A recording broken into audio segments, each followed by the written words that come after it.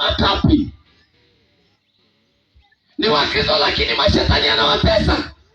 Kama unafikiri nadanganya, iweje umeokoka na mapepo yanaishi ndani yako? Mtu akiokoka haitakiwi tena pepo lolote likae ndani yake.